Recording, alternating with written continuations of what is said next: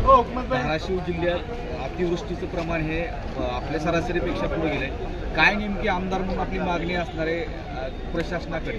काल आम्ही आणि खासदार साहेबांनी राज्याचे कृषी मंत्री आणि मदत पुरवठा या दोघांची भेट घेतली. त्यांना ही गोष्ट निदर्शनास आणून दिली की 8 ऑगस्टला सोलापूर जिल्ह्यात पाऊस झाला.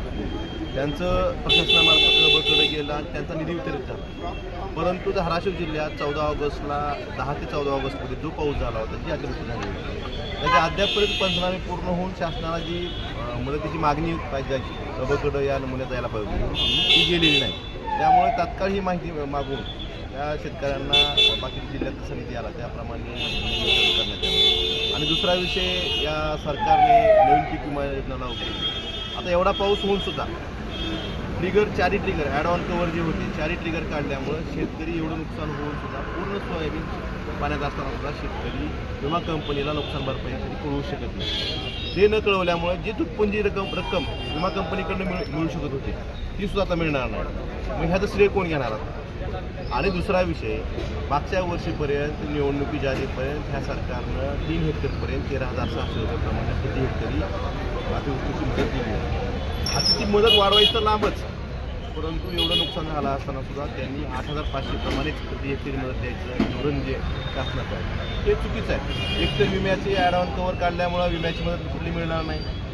त्या दुसऱ्या बाजूला 13,600 रक्कम कमी करून 8,500 काढली.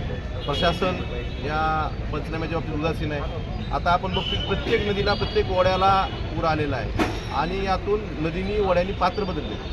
शेकडो शेतकऱ्यांची जमीन खरडून गेली, ती जमीन नापीक झालेली आहे. याबाबत सुद्धा शासनाकडनं किंवा प्रशासनाकडनं कुठली मदत मिळण्यासाठी ती कारवाई करणं गरजेचं आहे. जे पंचनामे करून शासनाला पाठवणं गरजेचं हे अद्याप झालेलं आहे. तर आम्ही कृषी मंत्री आणि मंत्र्यांना विनंती ह्या सगळ्या गोष्टीचा समावेश त्यांनी या योजनेत या निकषात न अडकता की आता तुम्ही 75% आपण बघतो की धाराशिव जिल्ह्यातले 75% महसूल मंडळ बसले, 25% राहिले. पण त्याच्या लगतच जे महसूल मंडळ आहे, एका बाजूच्या महसूल मंडळात बसतं, बाजूच्या सगळ्या महसूल मंडळात बसतं, त्यातलं महसूल मंडळ एकत्र राहतं. कारण त्याचं स्वयंचलित हवामान केंद्र कुठं लांब असतं. त्या हवामान केंद्रावर पाऊस पडला नाही म्हणजे त्या ठिकाणी महसूल मंडळावर पाऊस पडला नाही असं नाही.